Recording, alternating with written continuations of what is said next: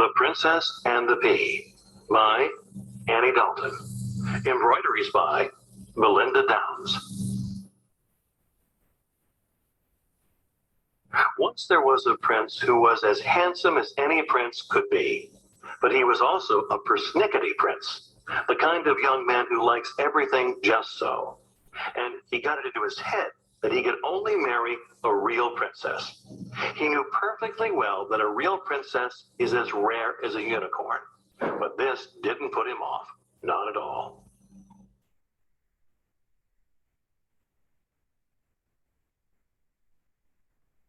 I'll just search high and low until I find one, he said cheerfully. So with two friends for company, off he rode into the wide world to find a real princess to be his bride. Now, on his travels, as you'd expect, the prince met dozens and dozens of princesses. But whenever he made up his mind to marry one, right at the last minute, he'd change his mind again and decide that this princess wasn't a real one after all. His friends couldn't understand him. But the last one was perfect, they cried. Hair like moonlit silk, eyes like big blue pansies. What didn't you like? Her dancing? Of course not, sighed the prince. She's as graceful as a swan. Was it her handwriting then, or her manners? Her handwriting is miles better than mine, said the prince gloomily. So are her manners. You hate her voice, is that it? How could I, sighed the prince. Her voice is as soft as a dove's, exactly how a princess's voice should be.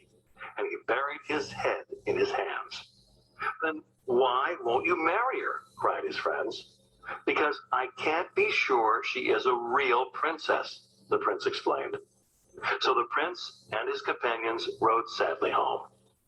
If I can't marry a real princess, then I won't marry at all, he told his mother, the queen. That night a terrible storm blew up.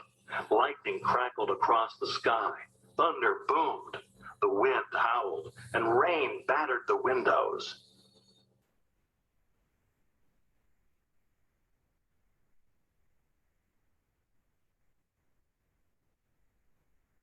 Suddenly, between crashes of thunder, the queen heard a firm tap-tapping at the palace gates.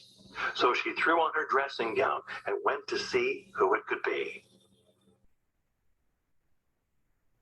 A girl was standing outside, and what a state she was in!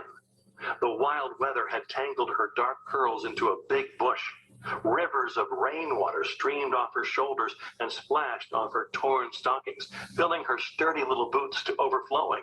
And every step she took made a sad squelch, like a frog in a ditch. Swish, swash.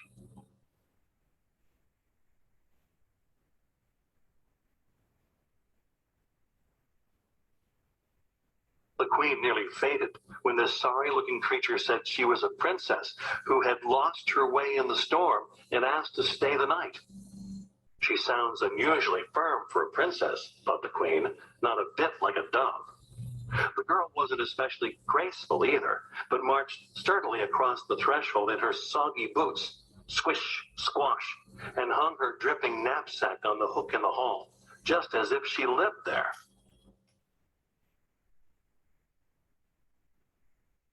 Maybe you are a princess, and maybe you aren't, young lady, thought the queen, but you won't fool me for long. And she asked the girl to sign the visitor's book to see if she had the proper handwriting for a princess. But the girl shivered so hard that the ink spluttered out of the pen in one big blot. Never mind, some soup will warm you up, said the cunning queen. And she heated some cabbage soup left from the servant's supper and gave it to the girl with a lump of stale bread.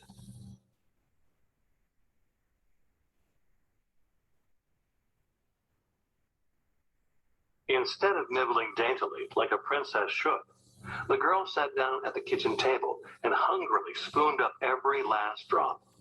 She even polished the bowl clean with her crust. When she'd finished, there was a splash of soup on her nose. That was the best soup I have ever tasted, she sighed. Maybe it is, and maybe it isn't, but we'll settle this business once and for all, muttered the queen, for she knew a thing or two about princesses.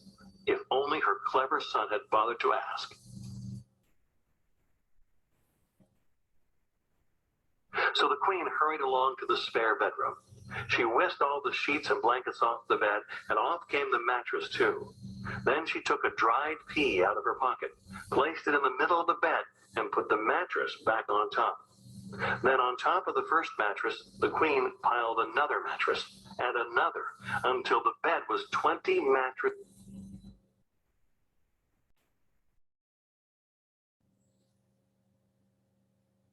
Next, she collected up all the spare quilts in the palace, some with stripes, some with polka dots, and some which badly needed to go to the laundry. But when she counted them, they came to 20 exactly.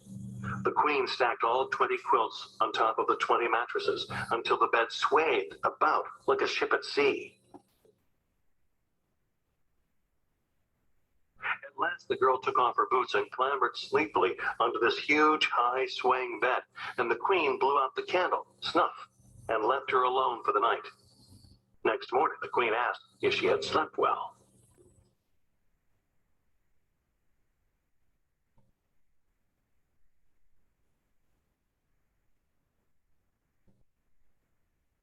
But the poor girl was as pale as a ghost.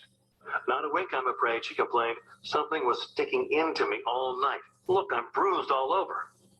When the queen saw that the girl had felt a tiny pea digging into her through 20 mattresses and 20 quilts, she knew she must be a real princess after all, and ran to tell her son that the search was over. Only a real princess has skin so delicate, she told him. A real princess at last, he gasped. Then if she likes me, we'll marry at once. So the prince married the princess. After the wedding was over, the pea was put on show in the Royal Museum. And if you don't believe me, then go and see it for yourself.